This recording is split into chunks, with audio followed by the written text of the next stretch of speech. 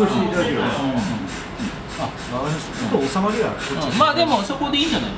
現在基本的には打ち合わせ中で位置は綺麗にそういうのに収まる。原宿プロジェクト北側絆住宅プロデュースもう室外マグラとコラボしております。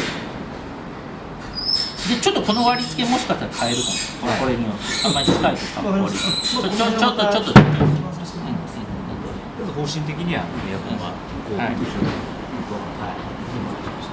2階のこのエアコンじゃここでベランダを置いて2階段が来ます。で、ここにトイレとお風呂場であともう一個でこちらがそれは持ってきる？これそうですね。これもねだからこれ今俺上まで持ってきてるけどそれはそっち側にエアコンつけちゃっていいよ。